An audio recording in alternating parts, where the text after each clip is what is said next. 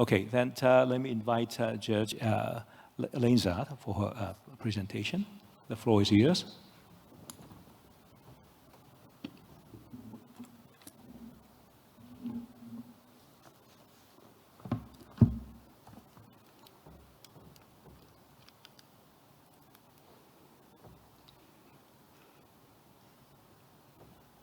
Thank you very much, and I also wanted to thank our hosts, the Korean Ministry of Foreign Affairs and the Korean Society of International Law for hosting us here today, yesterday and tomorrow for such a splendid conference.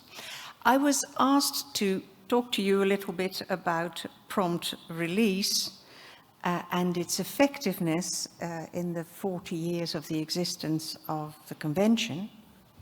These are a bit high for me. I was somewhat disturbed or confused last week. My scenario said, well, we haven't had many prompt release cases recently. And then all of a sudden, my text was ready, and here we go. We have a new case concerning a huge mega tanker built in 2020 called the Heroic Iden, which was a prompt release case. The case was brought, if I'm correctly, the 10th of November, and it had been arrested by Equatorial Guinea. The ship was sailing under the flag of the Marshall Islands. The case was brought on the 10th of November, and it was withdrawn on the 14th of November. That must surely be the case that has been on the list of the tribunal for the shortest amount of time. So everything in Hamburg had already started up to make sure that all the judges would be there, hotels were being booked, flights were being organized, and all of a sudden the case disappears from the list. It is an intriguing story. However, by the time the case disappeared, that meant that I didn't really have to look into changing what I planned to share with you today.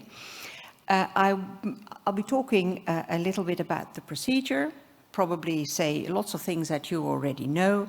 Then I will look into the two different situations in which prompt release applications are possible. And then, of course, I will also briefly look at issues of effectiveness of the prompt release procedure. So, let's get started. The prompt release procedure is an unusual procedure in many respects, but one of the most prominent aspects of that procedure is that it is an international procedure, which is, as it were, sitting on top of a domestic procedure. It's an independent procedure. It is self-standing, covered by Article 292 of the Convention, and it is in a way unique to the tribunal. The gist of the procedure is that a ship that has been arrested will be released when a reasonable bond or financial guarantee is paid while the domestic procedure continues. So the domestic procedure continues, and to get the ship released whilst the procedure continues, a bond or guarantee has to be paid, which will in effect ensure that the owner of the ship will still be interested in the case and will hopefully participate in the domestic case whilst the ship continues to work and thus earns money, and the ship owner more or less is bound to return to the case with the aim of getting the bond returned. This procedure is available in two situations, as we understand it: the situation of a violation of fisheries rules promulgated by the coastal state, or the violation of environmental rules by the ship. And it is quite clearly a procedure that originated in the intention to balance the economic interests of the flag state, so that is the interest of the ship owner, against the interest of the coastal state in the implementation of its domestic legislation. And in that sense, I think that the background of that is that, of course, the convention created the, at that time, new exclusive economic zone, and on top of that extended the breadth of the territorial sea, which meant that the reach of the legislation promulgated by the coastal state, specifically in these cases, with respect to the protection of the marine environment, as well as with respect to fisheries rules, that the geographical scope of those rules was extended. And that meant that potentially more ships could be presumed to be violating those rules, and that, I think, is the background of this procedure. Now, let me take you briefly through the text of Article 82, highlighting a number of important aspects.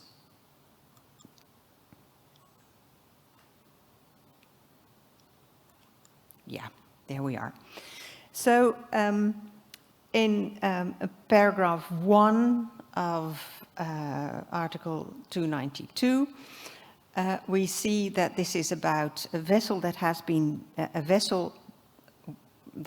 detained flying the flag of a third state, has been detained by the coastal state for not complying with provisions of this convention, for which the prompt release procedure is available, which means prompt release on the posting of a reasonable bond and or other financial security. And these cases may be submitted, and this is, I think, an interesting aspect. These cases may be submitted to any court or tribunal agreed upon by the parties, or failing that, within 10 days from the time of detention, to the International Tribunal for the Law of the Sea. Now, if I take you to the interesting thing is that this is the description of in Article 1 suggests that a prompt release procedure is available by any of the 3 major dispute settlement bodies of the convention, so arbitration, ICJ, and the tribunal. However, in reality, arbitration would probably be much too slow, and this is an urgent procedure.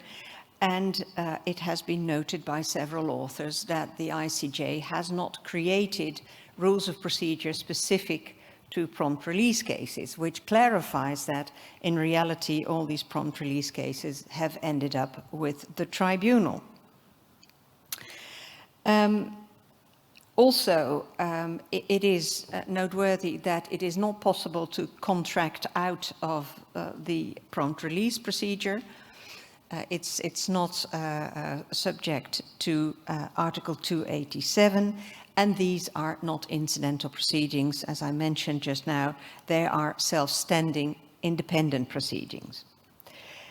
So far, all of the cases of prompt release have related to fisheries, so Article 73 of the Convention, and none have related to Articles 220 and 226, the questions of marine pollution.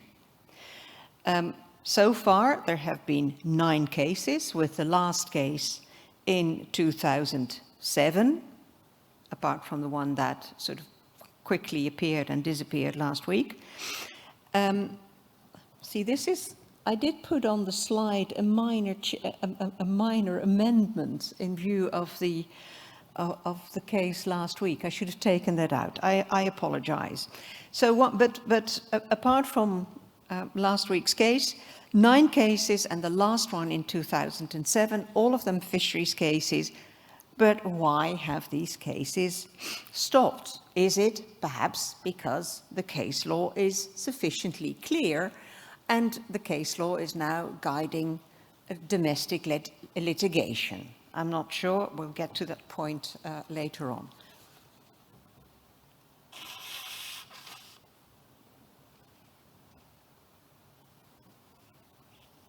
I apologize, I have a cold. We move on to paragraph 2 of 292, which is the quite unusual situation that the application for release, for prompt release, may be made only by or on behalf of the flag state. Now, what I always find surprising is the use of the word only, because it suggests, when you read this sentence, that this is a limitation, whereas in fact the sentence provides an extension of the category of people who may be able to represent the flag state or represent the ship. It's not just the flag state, but it is also the person, the representative, who is acting on behalf of the flag state. So represented by the flag state, this is traditional international law, and then the representative, the agent, would be a representative of the flag state, such as a senior civil servant. So it could be the ambassador, the legal advisor, people like that would be your traditional agent representing the flag state. The on behalf of the flag state character, if I may put it like that, is someone who has the power of attorney from the flag state, and that might be the representative of the ship owner. So although this is someone who is acting on behalf of the flag state, it is someone who has received the power of attorney from the flag state, in reality we all know that this is a more private representative of the ship owner, but he or she is doing that with the agreement of the flag state. Now, this choice was made during the drafting of the convention on account of the problem of the inactive flag states. So those would be the cheap registries, or as they tend to call themselves, the liberal registries, who can provide you with a flag, but otherwise will perhaps not take up the cases of their ships, of the ships under their flag that are in need of assistance from the state. So what has been done by the drafters of the convention is that formally the flag state remains present, but factually the representative of the owner takes the lead. Now, this is something that is only possible in prompt release cases, and this representation by an outsider is very unusual in international litigation. So far, there have been 9 prompt release cases, as I mentioned. 6 of them have had the on behalf of the flag state representative, and 3 cases have had a representative from the flag state. So although this is a noteworthy possibility, we shouldn't exaggerate the use that has been made of this on behalf of the flag state representative. That's happened in 2/3 of the cases, and in 1/3 of the cases the flag state apparently said, we'll do it ourselves. Right. Paragraph 3 talks about the fact that this has to be taken up without delay. It's, after all, an urgent case, and it also clarifies that the prompt release case takes place without prejudice to the case that is before a domestic forum. The prompt release case is, as I mentioned, it's urgent. It is only about the release of the ship and the crew. It's not about the original underlying violation of domestic law, and it is a procedure distinct from the domestic procedure, which concerns the violation of domestic law that has led to the detention of the ship and the crew in the first place. At the same time, the coastal state may release the ship at any time, and that would be the end of the prompt release case. So the coastal state may release the ship during the prompt release case, and also the coastal state must comply immediately with the decision in the prompt release case, such as, for instance, this decision to oblige the coastal state to release the ship.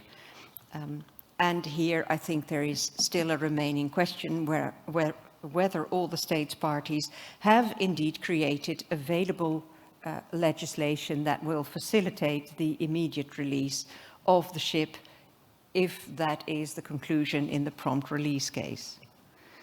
Okay, that is also in paragraph 4.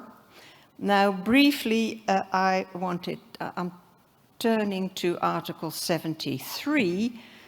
73, paragraph 2, is the connection between the enforcement of fisheries laws and regulations by the coastal state and the availability of the prompt release case, a prompt release procedure. Let me see where I am on my papers. Right, so paragraph 2 indicates that arrested vessels and their crews shall be promptly released upon the posting of a reasonable bond or other security. And then paragraph 3 continues with setting limits to what the coastal state may do in terms of the enforcement of their fisheries laws in the exclusive economic zone. That enforcement may not include imprisonment unless you have agreed that with the flag state concerned, and it may also not include any form of corporal punishment. Also, paragraph 4 points us to the obligation to notify the flag state that the ship has been detained. So this is pointing us to consular assistance.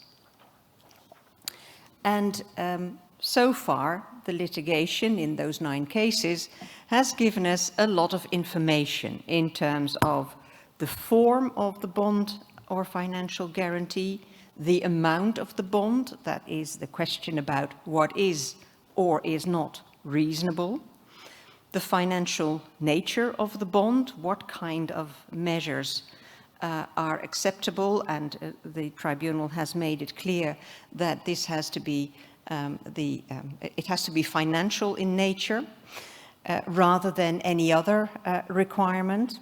The link between the nationality of the ship and the validity of the registration in terms of who is allowed to represent the ship, the impact or not of confiscation of the ship on the procedure, the gravity of the offences and how they ought to be weighed, the penalties available under domestic law of the coastal state, value of the ship, value of the cargo, and value of the fishing gears as relevant factors, and the phrase that I think captures it all, the fact that the assessment of relevant factors must be objective. So the assessment of what is reasonable must be objective.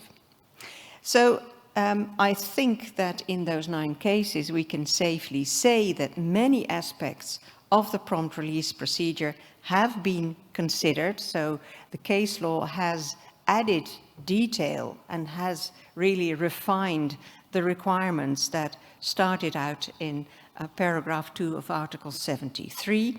But otherwise, I would like to suggest that you have a good look at the very useful digest of ICLS case law that you can find on the website, where you exactly find where all these elements come from. But that is only talking about prompt release cases for fisheries violations. So I would now, I'm inclined to say we're now turning to the mystery guest, prompt release cases related to the protection of the marine environment. If we look at Article 220, paragraph 6, we find a sentence that is relatively complex, I would say. In terms of drafting, it's a multi-layered sentence, and I think this may be one of the reasons why the procedure has proven to be not very inviting. Perhaps that's a proper way of saying it. Not very inviting to raise environmental issues in the form of prompt release case. So there has to be clear objective evidence that a vessel navigating in the exclusive economic zone or territorial sea of a state has, in the exclusive economic zone, committed a violation, referred to elsewhere in Article 220, resulting in a discharge causing major damage. Question, what is major damage?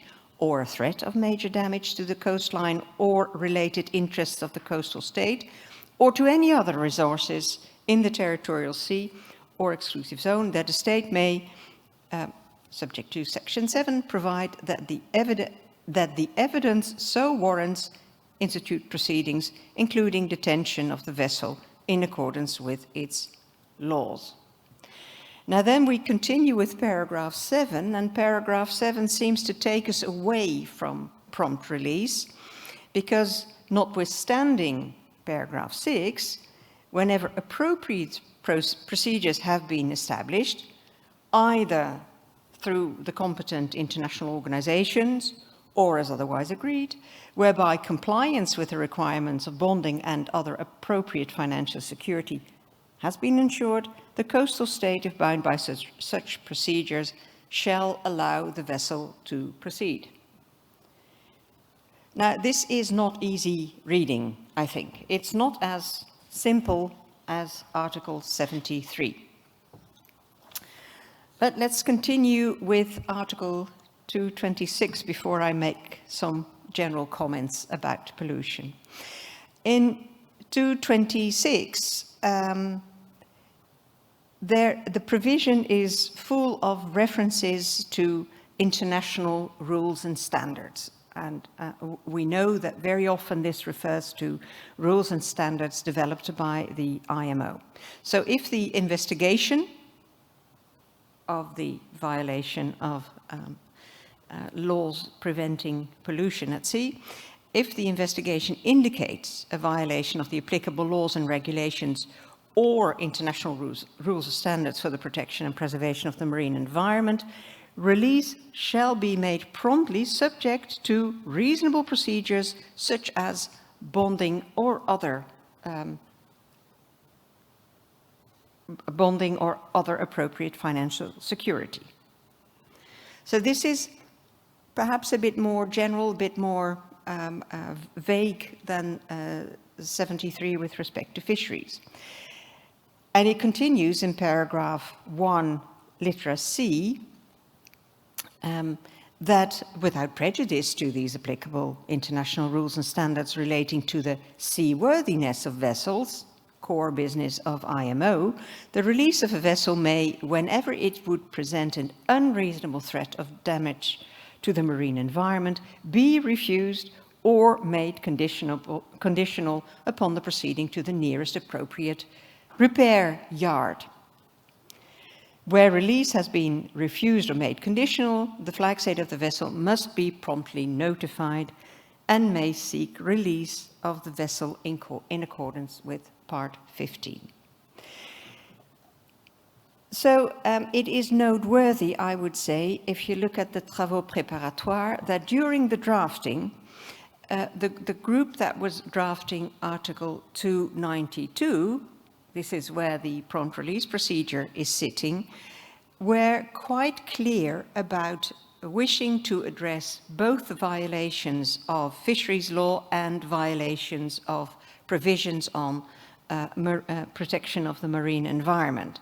So they talked, for instance, the example that they kept coming back to was a discussion about an arrested tanker that could not leave port, obviously for violations of some kind related to the marine environment.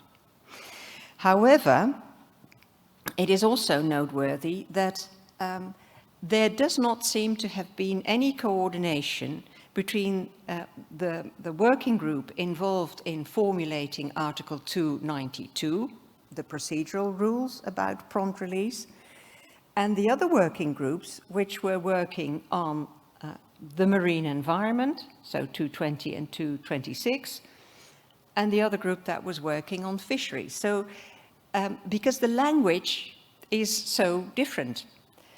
I find it striking that if you look at 220 and 226, you find various threshold elements. And you find references to external norms from the competent international organization, whereas Article 73 is a fairly straightforward provision. It refers to applicable domestic law of the coastal state. That's it. So these thresholds and the reference to external rules, not completely external, because you see these references to the work of international organizations at various places in the Convention, but still, there is quite a difference if you see how this has been organized. I think they just forgot to streamline the effort, if I can put it like that. And that may have had some impact on the fact that so far the prompt release cases have not been addressing issues of pollution. So why have, can we sort of, I wanted to look somewhat more at why have why has the prompt release procedure not been used with respect to issues of protection of the marine environment? Now that's always riskier because I can start hypothesizing, but that's always awkward in the sense of it's difficult to clarify why something has not happened. Something that has happened, you can trace the history normally. So I would say, is it logical that no environmental issues have happened since the entry into force of the Convention? Well, I think we can safely say that that is fairly unlikely.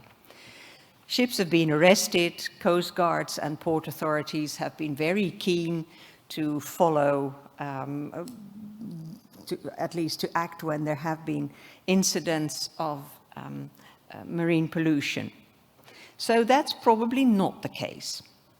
Or was it not necessary to embark on a prompt release procedure with respect to pollution of the environment?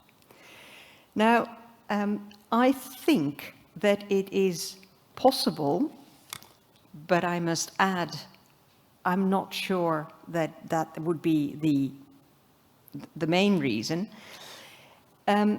It might be that the reference to appropriate procedures established through competent international organizations in Article 220, paragraph 7 might be a reason why we have not seen any of the prompt release cases related to marine pollution. And I would suggest, but this is really not my expertise, I would suggest that there is a relevance of IMO treaties related to responsibility and liability for pollution, including a number of conventions that have created funds and as a way of an insurance against the damages that could arise from marine pollution.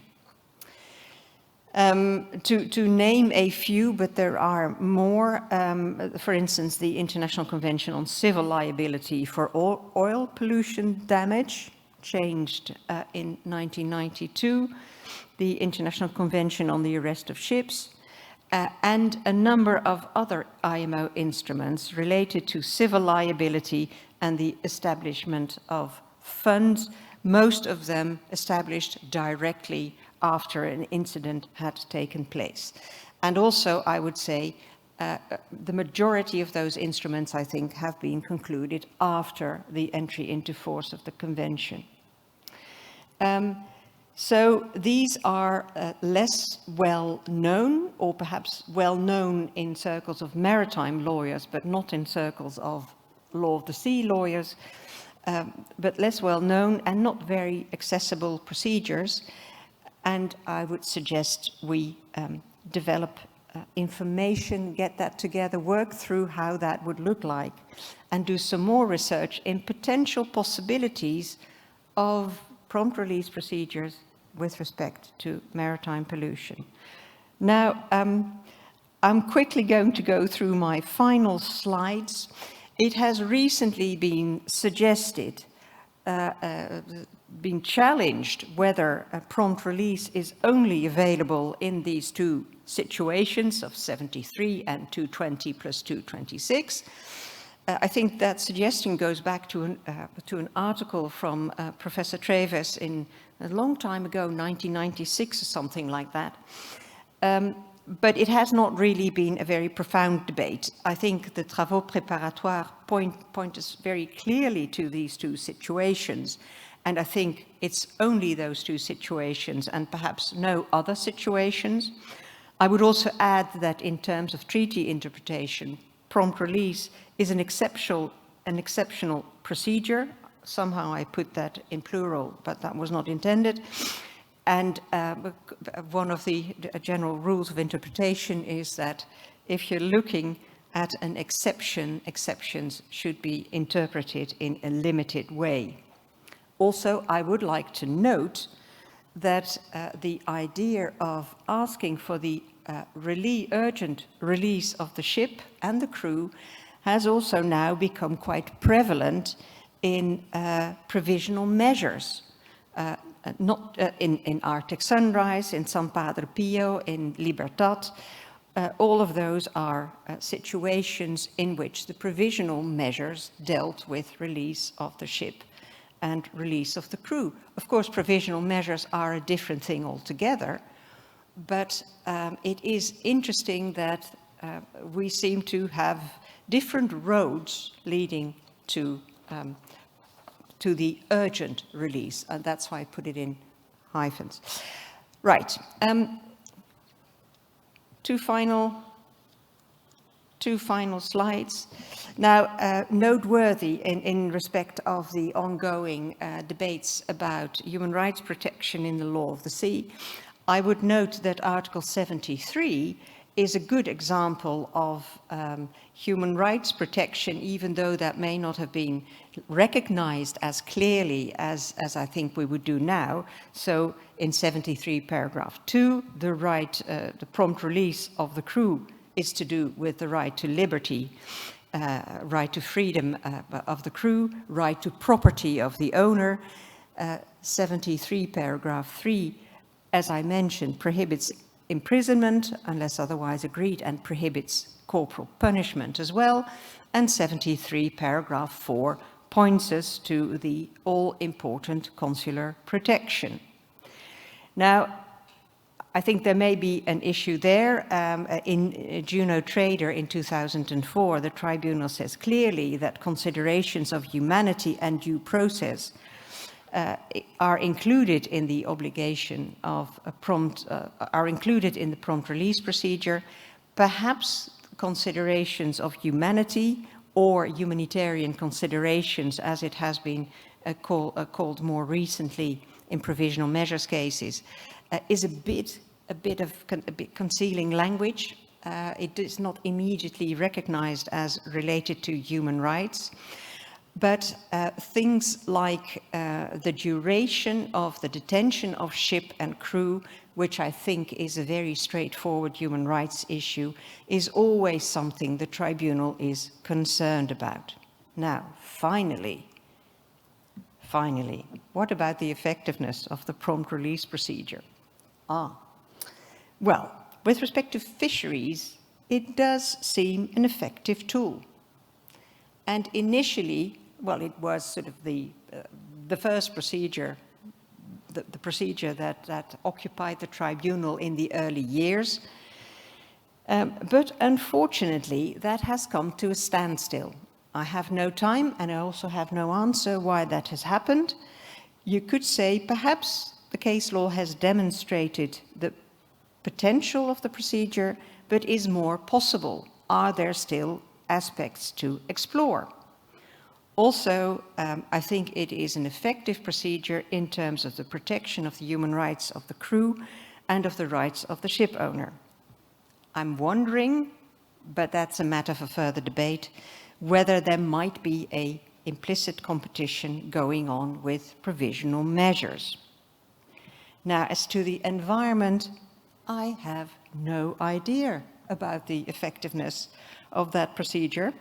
It may be a paper tiger. I'm not sure if that's an appropriate translation. So far, it has been ineffective because there is no case law at all.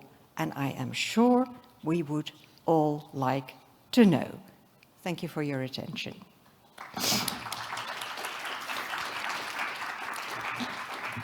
Thank you, Judge LIJNZAAD. Well, she made a very lucid, she provided us with a very lucid explanation of the relevant provisions of the UNCLOS relating to a prompt release of vessels and crews.